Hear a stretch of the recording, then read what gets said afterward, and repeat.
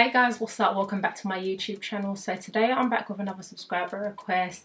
Now before I get into that request, I just want to say, like, if you do have any video topics that you'd like me to cover or suggestions, please do note those down in the comments and I'll create those videos for you. So anyway, back to today's subscriber request. It was, let me just read it. So she said, I love your videos. Please do a video on how and why you got into property investing, the different forms of property investment you're interested in. So I'll start with why I got into property investing. So there are a number of different reasons. So I'll start with the fact that one, it's one of the safer investments. Your money's pretty much safe. There's always a way to like regain your money. So even if house prices dip a little bit, they'll always come back up. And then that way you'll always benefit from capital appreciation. The second reason why I got into property investment, there's always a guaranteed return in the sense that one, you've got monthly cash flow from rental payments from your tenants, and two, as I mentioned already, there's capital appreciation. So even if it's a case whereby, the property's dropped in value because of, the current state of the market, then you can always rely on the fact that you're still getting rental income from the property. And at some point, the market will go up again and the property will increase in value. And so again, it's just this idea of the fact that there's always money to be made in property. Like, people always need a place to live, and so you're not going to be short of people looking for somewhere to rent, as long as you make sure that you obviously buy in an area where there's like good rental demand, and also rental yields are pretty good also. Number three, property leveraging. So basically you can use your property as leverage to build up your portfolio.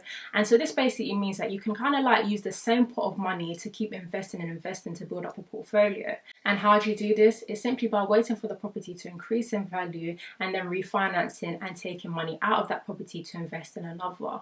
On the other hand, if you don't want to wait for the property to increase in value by itself, you can always make this happen sooner. And this is by adding value yourself. So if the property is in need of a bit of, a do up, a bit of a makeover, maybe you can do this and then increase the property of the value. By doing this, you can possibly refinance straight away.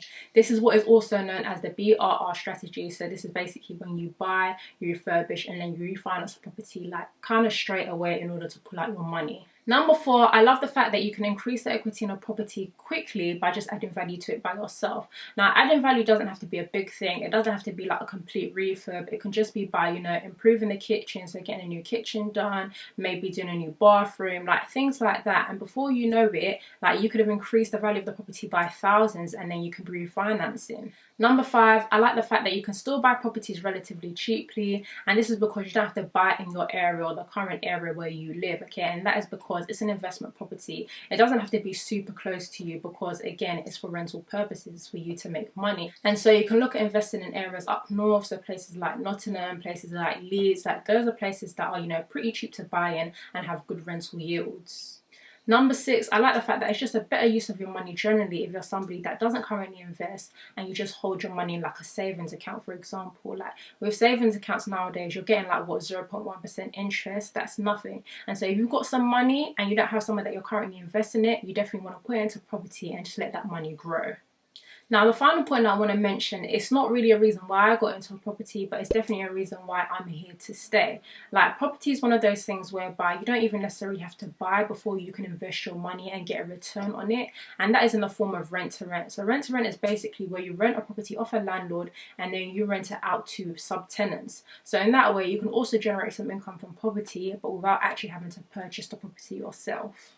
Now let's talk about how I got into property investing. Now, it was pretty much just based on like having investors around me. So I've got an auntie in particular, so just seeing her like property journey, seeing her portfolio of like buy-to-let, single-lets, HMOs as well, and just like seeing how she's able to make money and actually build actual wealth from property was really inspiring for me. And so I just quickly realized that I definitely wanted a piece of this and like wanted to get involved in property. And so that was it really. I started to do loads of reading, research, and after doing like quite a bit of research, I started to implement the things that I'd learned, and like here I am really. I'm just currently working on building up my property portfolio, and that's really how I got into property. Now, so in terms of the different forms of property investment that I'm interested in, it's definitely going to be a buy-to-let thing in the long term. So that is single-lets as well as HMOs. I definitely prefer buy-to-lets rather than just doing like flips, and that is just because with buy-to-lets you benefit from capital appreciation as well as also monthly cash flow from rental income. Whereas when you do flips, you're literally just getting like the capital appreciation because you're buying a property, refurbing it, and then selling it to be able to get more money than you invested really. As I also mentioned earlier, there's also also the idea of leverage. So obviously when you're doing buy-to-lets, because you're doing it through a mortgage, you also get to be able to leverage the properties that you have, in the sense that you can hold on to those properties, increase them in value, and then like refinance them and take some money out of them to put towards other properties. So these are all the reasons why I'm definitely interested in doing buy-to-lets in the long term.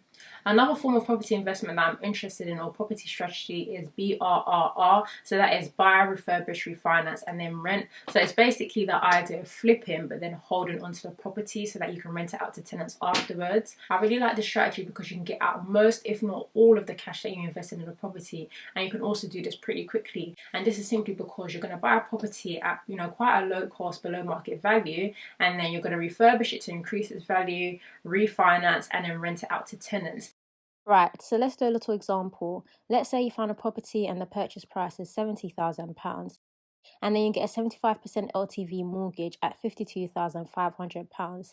That means your deposit is £17,500 at 25%. Now let's look at refurb costs. Let's say it's going to cost you £6,000 to do a new kitchen, so you get a new kitchen fitted, as well as paint all the bedroom walls. And so if we look at the total invested amount of money at this point, it is £23,500. That is your 25% deposit plus the refurb costs. Now let's look at the remortgage or refinance side of things to see how much you can possibly get out of this property. Let's say that after you did the refurb work, the new property value is £105,000.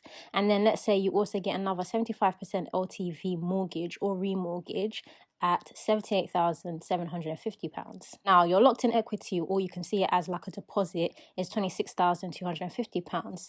You can get this figure by simply subtracting the 75% LTV remortgage from the new property value.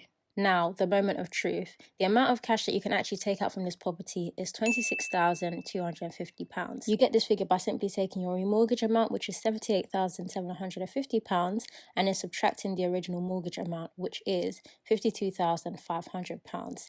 That is what leaves you with £26,250 for you to take out from that property. Now, in this example, you've been able to take out even more money than you invested in the first place. Obviously, the rental income that you'll be getting from tenants is also good, you know, positive cash flow on a monthly basis.